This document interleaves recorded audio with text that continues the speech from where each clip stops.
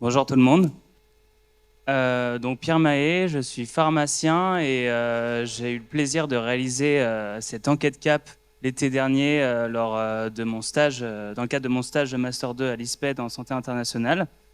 Donc j'en ai donc été l'investigateur principal sous la supervision donc, de Margot Oberlis, responsable du projet Équipe Mobile Santé Environnement.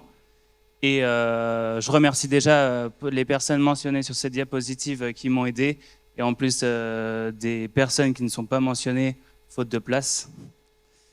Donc pour le contexte, rapidement, donc la Guyane, c'est une collectivité territoriale qui est classée comme étant la deuxième région ayant sa croissance démographique et son niveau de pauvreté la plus élevé après Mayotte.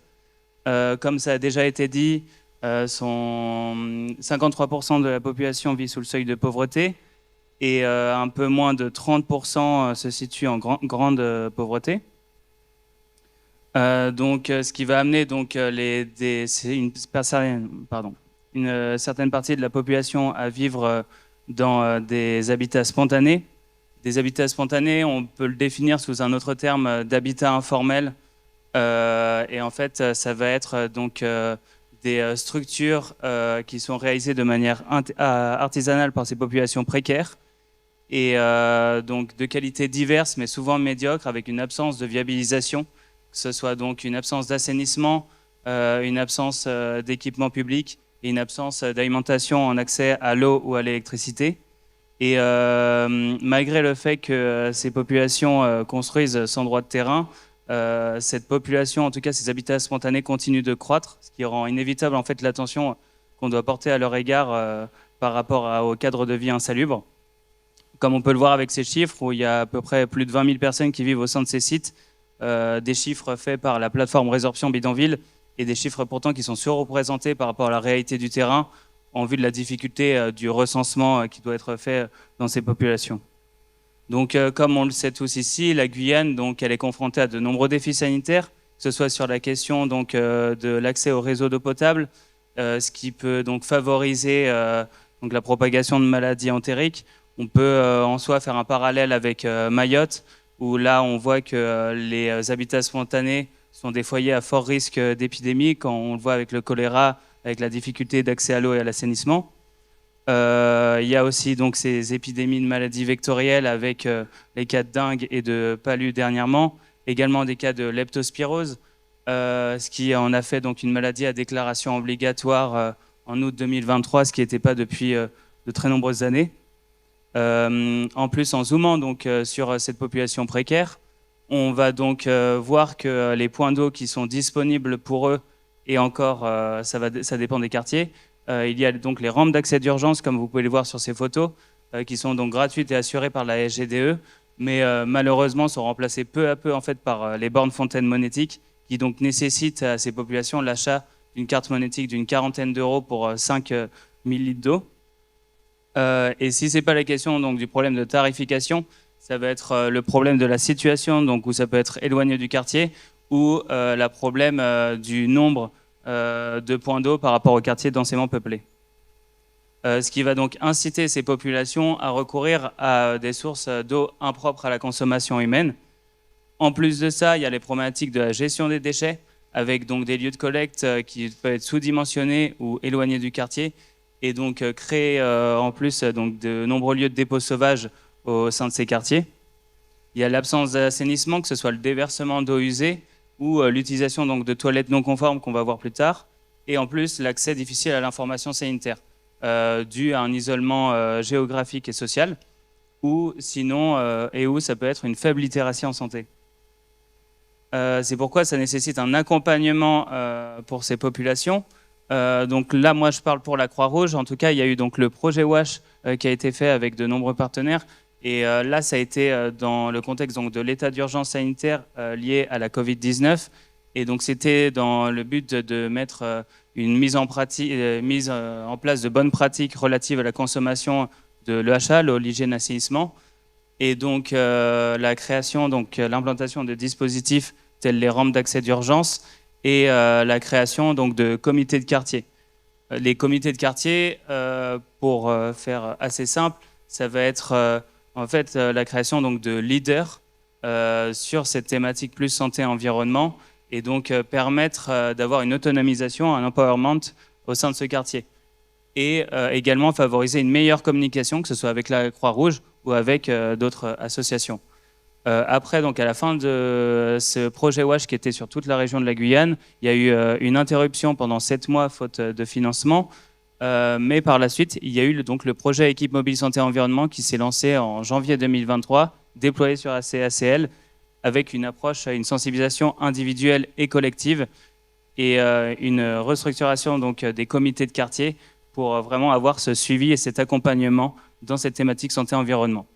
Et c'est pourquoi en fait l'enquête CAP est arrivée et a été déployée rapidement après le commencement du projet MSE, dans le but en fait de faire un état des lieux sur ses connaissances, attitudes et pratiques vis-à-vis des maladies liées à l'eau, l'hygiène et l'assainissement, et donc d'avoir des données fiables et actualisées. Donc c'était une étude transversale mixte, donc avec un volet quantitatif puis qualitatif, qui se passait dans 4 quartiers d'habitat spontané différents de mai à juillet 2023. Donc ils étaient différents donc, de par leur situation, que ce soit urbain, périurbain ou rural. Également différents de par les structures, avec par exemple à Montbaduel ce sera plus des structures en tôle, alors qu'à Terca ce sera plus des structures en dur, avec des maisons en dur ou des maisons en bois sur pilotis. Et la question aussi, donc, avec différents par les dispositifs, que ce soit avec certains qui ont des rampes d'accès d'urgence, d'autres non, où ça a été enlevé même pendant notre étude à Montbaduel, avec la proximité ou l'éloignement des BFM et des lieux de collecte, par exemple, inexistants à Terca.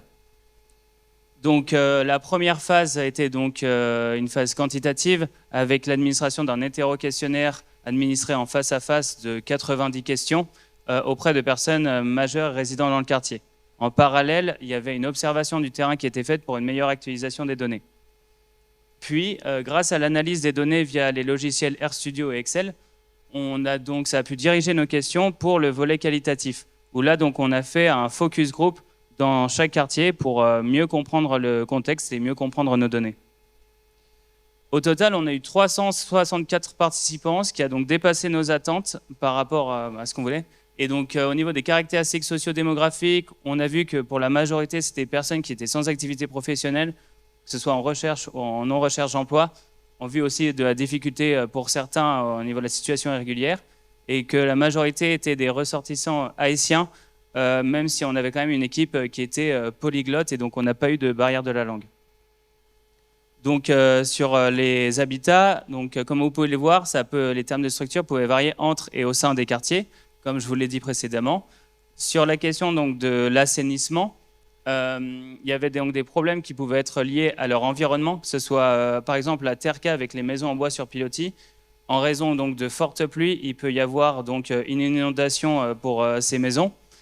Et donc du coup ils peuvent être exposés à d'autres problèmes parce qu'en plus de ça, ces personnes peuvent faire directement leurs besoins dans ces maisons en bois sur pilotis. Il y a sinon la question donc, des toilettes. On a vu quand même que 94% possédaient des toilettes, mais après c'est des toilettes qui sont non conformes.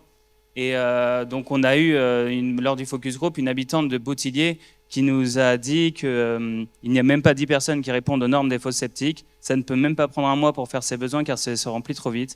On est obligé de passer 1 an avec et quand il pleut, ça remonte. Un jour, ma maison était inondée. C'est comme si toutes les eaux usées étaient rentrées chez moi. J'ai pleuré, j'ai appelé au secours et ça nous a pris des heures avec mon mari pour nettoyer. Après, sur la question donc, de l'eau, on a vu quand même qu'il y avait 54% qui consommaient de l'eau potable, dont 50% liés au dispositif, donc les rampes et les bornes fontaines monétiques. Néanmoins, 45%, ce qui reste beaucoup, consommaient de l'eau non potable, que ce soit l'eau de pluie individuelle ou collective, comme vous pouvez le voir sur ces photos, l'eau de pluie ou l'eau de surface. Comme à Montbaduel, certains nous ont fait part de l'eau de source qui a été consommée, l'eau de source Baduel. Sur les raisons donc, de non-recours au dispositif des rampes et des BFM, ça pouvait être donc, le prix ou ça pouvait être la distance ou le fait que ce ne soit pas présent. Il y a aussi la question donc, de l'insécurité, que ce soit une insécurité liée au trafic. Un habitant de PK14 nous a fait part que son cousin en fait, s'était fait percuter sur la route en voulant chercher l'eau et était malheureusement décédé. On a aussi sur l'insécurité au niveau criminel. En fait, à Montbaduel, on nous a expliqué que quand ils allaient chercher l'eau aux bornes fontaines monétiques, la police aux frontières était donc postée en fait le jour à ces bornes. Et comme beaucoup sont en situation irrégulière et donc n'ont pas les papiers, de peur de se faire embarquer par la police aux frontières, ils vont donc aller chercher l'eau la nuit au risque donc de se faire tirer dessus comme c'était arrivé. Sur les questions, par contre, donc autre chose sur la collecte, le transport et le stockage de l'eau, là, on a vu que majoritairement, il y avait des bonnes pratiques, ce qui était donc satisfaisant. Sur le traitement de l'eau, on a vu que 54% traitaient leur eau. Et donc, dans les personnes donc, qui utilisent des produits désinfectants, par contre, on a vu que seulement 5% avaient des bonnes pratiques sur le traitement de l'eau. Après, on a vu qu'il y avait quand même un manque de connaissances, mais qui était quand même exprimé, qui était ressenti, et donc qui avait cette demande de formation. Et donc, comme on peut le voir avec cet habitant qui nous dit qu'elle utilise l'eau de javel ou du jus de citron, mais elle fait seulement ça pour se soulager. Sur la gestion des déchets, on a vu qu'il y avait quand même 80% qui disaient des lieux de collecte. Après, on était quand même assez surpris de ces données-là parce qu'on voit que, par exemple, à Terka, ils nous disaient qu'ils utilisaient des lieux de collecte alors qu'il n'y en a pas. Donc, on peut se demander s'il n'y a pas aussi cet amalgame qui est fait avec les lieux de dépôt sauvage. Il y a quand même cette idée donc, du fait que ce soit loin ou si sous-dimensionné qui, du coup, posait problème. Là, vous pouvez le voir avec le sous-dimensionnement, en fait, où après le ramassage, il reste de nombreuses ordures ménagères à Montbaduel. Il y a aussi certaines personnes qui sont conscientes des risques, parce que malgré que 11% nous ont admis qu'ils incinéraient leurs déchets, il y a quand même le fait que donc certaines personnes sont conscientes de l'exposition que ça engendre. Là, après, ces photos, c'est autre chose. Vous pouvez voir, en fait, c'était une personne que j'avais vue qui brûlait donc des déchets électroniques en vue de récupérer les métaux. Mais par contre, ce n'était pas une personne qui habitait au sein du quartier, ce qui pose aussi d'autres problématiques. Sur l'hygiène des mains, là, pour faire rapide, on avait donc vu qu'il y avait des bonnes pratiques sur le lavage des mains, ce qui est aussi une chose à prendre en compte et assez satisfaisant. Sur les maladies diarrhéiques, enfin entériques, en se concentrant sur la diarrhée, là, ça reste très satisfaisant quand on voit sur la connaissance des transmissions, sur l'attitude à avoir sur leur prise en charge et les pratiques préventives, où on voit donc des données donc, où pour la majorité, ils sont bien. Pardon.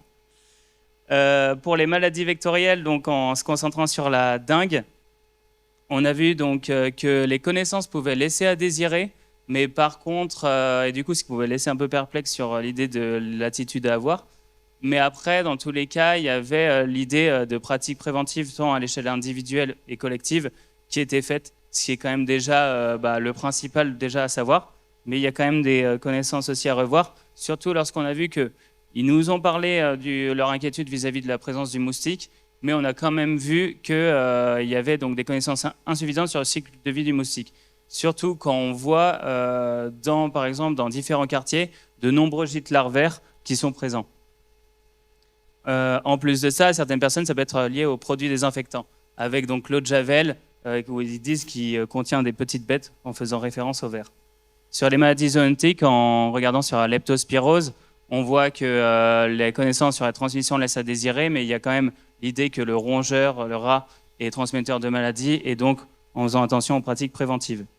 Sur l'idée, en fait, qu'en focus group, qui nous disait que les déchets et les eaux usées étaient donc un risque connu de transmetteurs de maladies liés aux rats. Par contre, il y avait une motivation collective qui n'était pas présente pour ramasser les déchets. Donc, en analyse, on a vu qu'il n'y avait aucune relation significative avec les caractéristiques socio-démographiques vis-à-vis des caps étudiés. Par contre, les personnes qui avaient des bonnes connaissances à propos de ces maladies avaient significativement de meilleures attitudes et pratiques. Pour finir, donc, sur le fait, on a bien donc vu que ces habitats spontanés étaient dans un cadre de vie insalubre par nos données. On a donc vu qu'il y avait des caps, par exemple les caps relatifs au traitement de l'eau à domicile qui étaient améliorés, mais qu'il y avait aussi des bonnes pratiques qui étaient vues. Également sur les maladies liées à l'eau avec les pratiques préventives qui étaient satisfaisantes, mais par contre des connaissances à revoir. Après, il y avait la demande sur des choses sur l'accès à l'eau, avec le fait donc de ramener l'eau, des formations de traitement à domicile qui étaient demandées, une sensibilisation collective sur la gestion des déchets, et aussi sur la question donc, de l'accès à l'information sanitaire ou une consolidation des comités de quartier. Donc, du coup, cet état des lieux, il a permis donc de voir les moyens employés par les habitants qui étaient donc jugés insuffisants pour prévenir les risques sanitaires en lien avec l'insalubrité, ce qui nécessite donc de poursuivre ces interventions. Il y aura aussi l'idée donc d'un deuxième volet d'une enquête CAP numéro 2 pour voir aussi la différence. Et donc, ce qui montre la nécessité d'un déploiement d'une approche transversale, donc que ce soit avec les partenaires opérateurs, juste pour en citer, ça peut être par exemple ARS, le Médecins du Monde, mais aussi d'autres associations, et également les institutions comme les contrats locaux de santé pour un meilleur plaidoyer et une meilleure veille sanitaire pour des interventions plus efficientes. Je vous remercie de votre attention et je remercie également le Congrès pour ce travail.